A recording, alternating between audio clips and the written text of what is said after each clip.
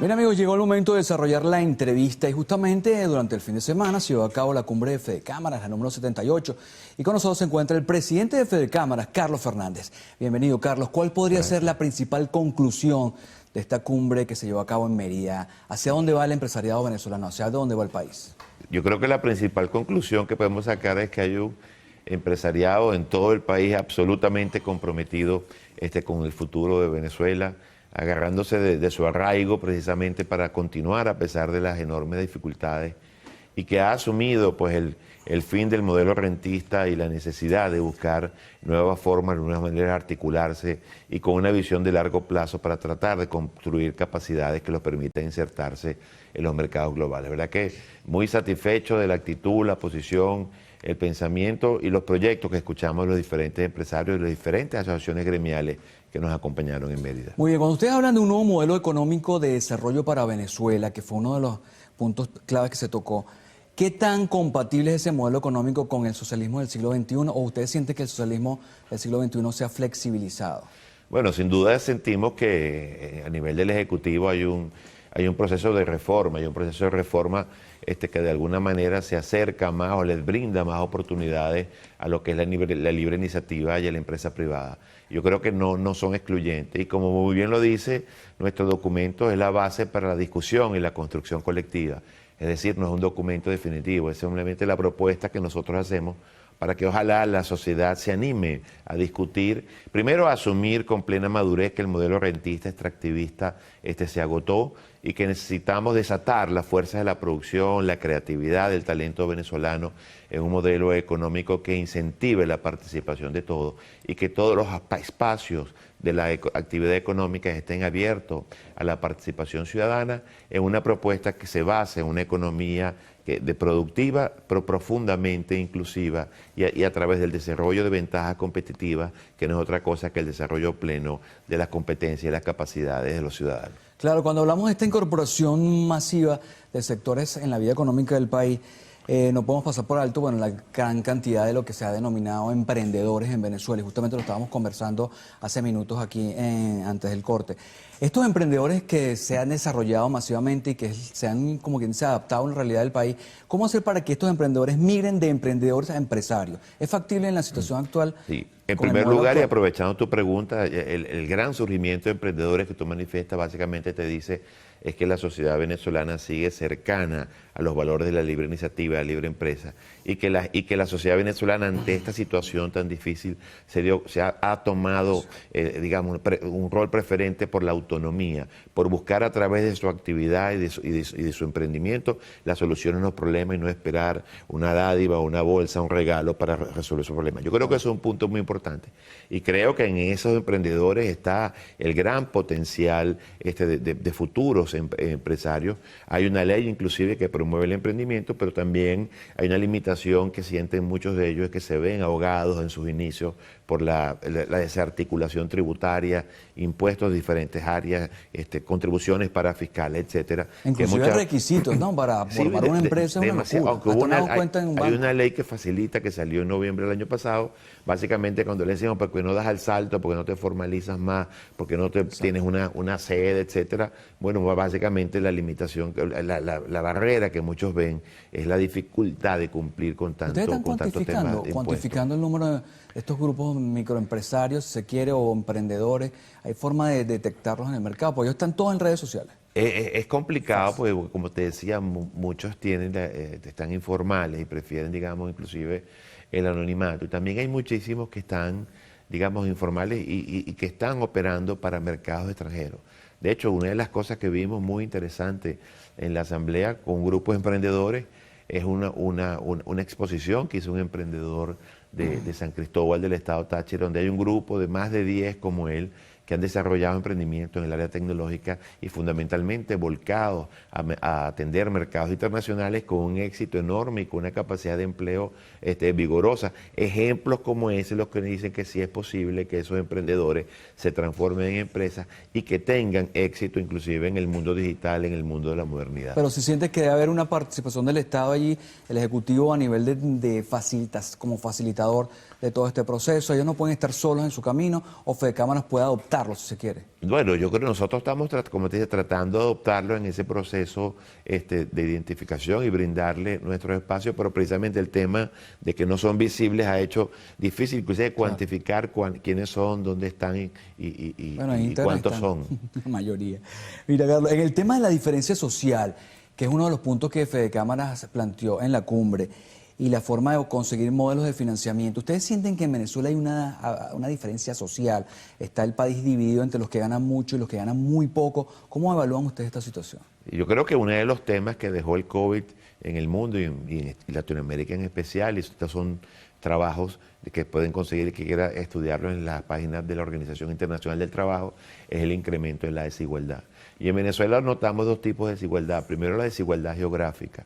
No es lo mismo la calidad y la suficiencia y la provisión de servicios públicos de combustible en la capital y en el centro del país que en la región. Es una marcada diferencia. Igual la vigorosidad económica, se ve más movimiento, por supuesto, en el centro que en las periferias, pero también yo creo que la principal desigualdad que observamos, bueno, un grupo que ha logrado reinventarse, que logra generar divisas, que logra, digamos, mantener el valor de su trabajo, y un grupo quizás mayoritario que no ha logrado todavía mantener el valor de su trabajo con los cambios y las vicisitudes, y se observa una marcada desigualdad. Y es una de las propuestas y una de las premisas que tiene nuestra propuesta de modelo de desarrollo es precisamente hacer todo lo posible a una mayor inclusión social, de que este nuevo modelo de desarrollo, la factura o el costo que implica establecer un nuevo modelo de desarrollo, no lo paguen las grandes mayorías, sino que lo pagamos equitativamente en proporción a la capacidad de pago de cada uno nuestro. Si usted habla inclusive de un estimado de una generación de aproximadamente 2 millones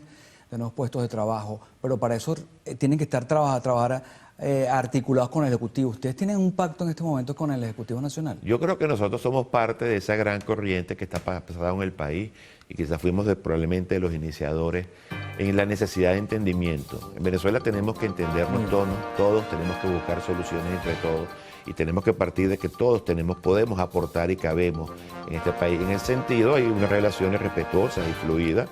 No podemos decir que estamos a nivel de negociación, salvo en lo que tiene que ver con el tema laboral, que hubo el foro social con la participación de la OIT, y que por mandato de la OIT ya hemos entrado, digamos, en conversaciones más profundas. Pero sí hay actitud abierta de llevar planteamientos, y nosotros también de recibir planteamientos, y el enfoque fundamental nuestro es ver cómo hacemos y presionar las reformas políticas o los acuerdos políticos para generar un clima de mayor confianza que permita las inversiones que le den cabida a la potencial en corto plazo de generar esos 2 millones de empleos. Muy bien, Carlos Fernández, presidente de Fedecámaras. Vamos a hacer, amigos, una pausa. Al regreso vamos a estar tocando el tema de a qué se enfrenta el empresario durante este año, sobre todo con el tema del financiamiento. Cómo va a hacer surgir su empresa para este año. Ya venimos, amigos, en solo minutos.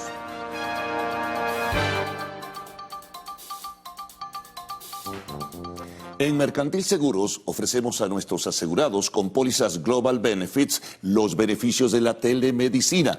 Descarga nuestra app Médico Global Benefits en Play Store o App Store y tendrás a tu disposición consultas por video y llamada, solicitud de medicamentos con récipe y servicios de emergencia. Mercantil impulsa tu mundo nuevo.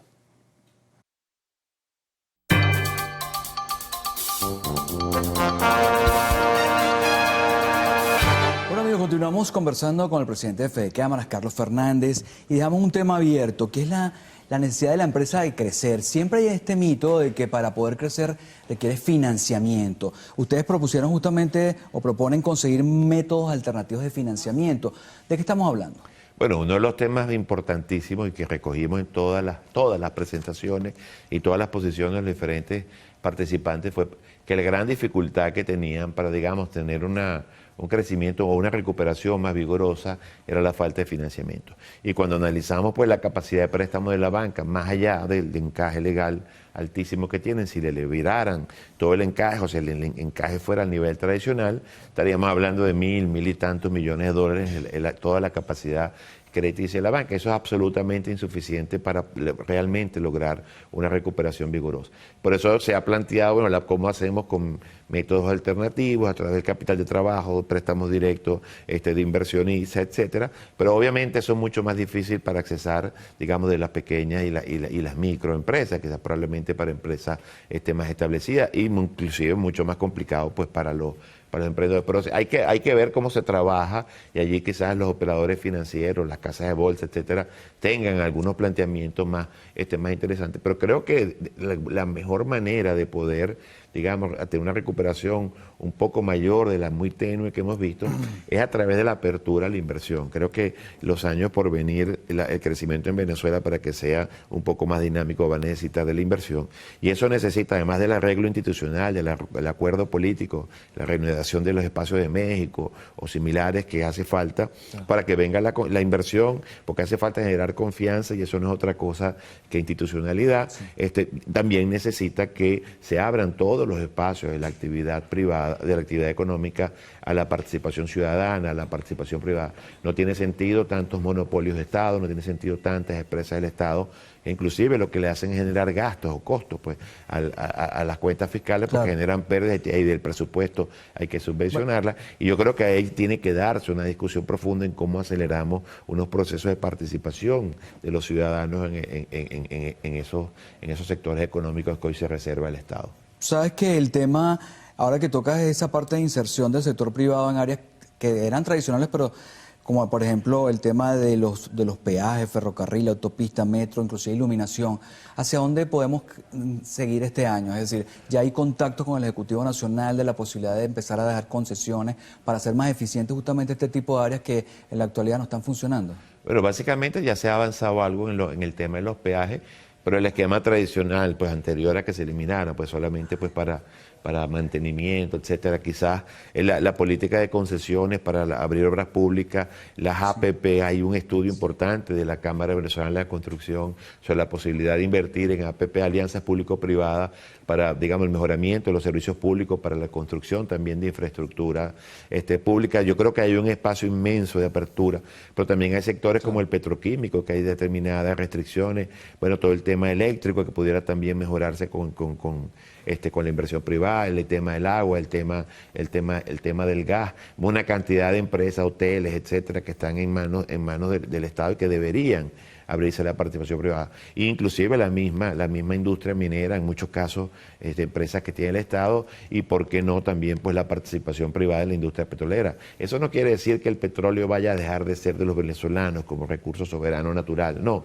Todo lo que es la cadena, exploración, producción, explotación, hasta refinación del petróleo debería estar en manos privadas, y hay una capacidad de recuperación enorme, y sería una posibilidad de captar muchos grandes fondos, pero requiere, digamos, el acuerdo institucional y el marco político adecuado para que eso suceda. Claro, acuerdo institucional, has dicho una palabra clave allí, pero no podemos dejar de lado, porque tenemos ya el tiempo contado, el tema de la inflación en Venezuela. Y es que, bueno, aunque sí se ha notado una recuperación económica, de hecho, bueno, 40 y pico, 45% de venezolanos siente y percibe una recuperación económica en el primer trimestre del año, se empieza ya a notar, no una ralentización de la economía, sí, pero sí, por ejemplo, en el tema del venezolano de a pie, que ya va a comprar un kilo de carne $10, por ejemplo, y esa diferencia social que estamos hablando. ¿Qué tanto participa el empresariado en el tema del aumento de los precios? Porque la mayoría de las personas tienden a decir, bueno, los empresarios siguen aumentando los precios. Nuevamente los empresarios quieren ganar más. ¿Cómo le podemos explicar esto al venezolano de a pie? Bueno, en primer lugar, yo creo que lo que primero que hay que entender es que la economía venezolana ha perdido su competitividad enormemente por diferentes factores. En primer lugar, una de las pérdidas que tiene que ver es la caída del tamaño de la economía. O sea, una economía que, digamos, de 100, hoy en día está cerca del 25, 27% de lo que llegó a ser, y eso implica demasiados retos para tanto la estructura económica como para la empresa en sí, que tenía una dimensión, está diseñada por una dimensión y unos volúmenes, y hoy en día tiene otro. En segundo lugar, la caída del consumo ha sido muy, muy importante, y eso de alguna manera ha hecho que se encarezca de alguna manera la cadena de valor. No es lo mismo ir de un punto a otro con un camión lleno de mercancía Claro. que ir, digamos, con una cuarta parte de ese camión, porque al final tiene unos costos fijos que opera. En tercer lugar, la deficiencia de los servicios públicos te ha hecho que tengas que buscar métodos alternativos para cubrirlo, y esos son gastos adicionales mucho más altos que si tienes una prestación de servicio normal. En tercer lugar, también, por supuesto, el tema del anclaje del dólar te ha hecho que cada día, como tienes costos en bolívares todavía, esos costos en dólares te vayan subiendo. Y yo creo que lo más importante es quizás que cerraron muchas empresas, cerraron muchos prestadores de servicios y hay menor competencia. Una de las maneras de abaratar los precios es precisamente que haya muchísimos más actores para que esa competencia hace Claro. que tiendan hacia la baja. Un problema interesantísimo, un problema muy Pero fíjate importante tú y que, un claro, esfuerzo que requerimos hacer todos de mantener a nuestros colaboradores la capacidad adquisitiva. Claro, pero fíjate, una inflación de 14% en junio. Bueno, estas cifras son del Observatorio Venezolano de Finanzas. Ya un acumulado de 53%. No vamos a llegar a niveles, obviamente, de la hiperinflación, pero sí se nota ya un descontrol allí, que es una tendencia alcista. Bueno, ahí ha habido impacto, inclusive el tema tributario, Internacional que también. trajo algunos incrementos en la cadena de valor que se iban a ver en los primeros meses. Nosotros esperamos que para este mes baje un poco, digamos, esos niveles de inflación, pero como te decía, es que es muy importante abrir la participación y estabilizar institucionalmente el tema político para que vengan las inversiones, que venga, digamos, mayor capacidad de producción para que esa mayor oferta de alguna manera también ayude a mantener los precios un poco más estables. 30 segundos, Carlos. ¿Qué mensaje le podemos dar al empresario venezolano, al joven que estamos comentando desde el principio, que no se resiste a cerrar su empresa? ¿Qué le podemos decir en 30 segundos? Bueno, lo que podemos decir es que el país está entrando en una discusión, un modo de entendimiento, y que definitivamente vendrán soluciones políticas que generarán un clima de mayor confianza para que fluyan más inversiones, y que además el empresariado venezolano está enfocado ahorita en buscar soluciones de mercado que son más permanentes que las dádivas y las ayudas y las distorsiones, y que estas soluciones de mercado de alguna manera mantendrán este tenue y quizás, si se maneja mejor el tema político, más vigoroso recuperación de la economía, que son más oportunidades para los emprendedores. Muy bien, le agradecemos enormemente a Carlos Fernández, presidente de Fede Cámaras, amigo, por este desarrollo de la entrevista. Bueno, el tema económico es muy complicado y deja mucho todavía que hablar. Hacemos una pausa, amigos. Al regreso, la información del arte y el espectáculo. Ya venimos.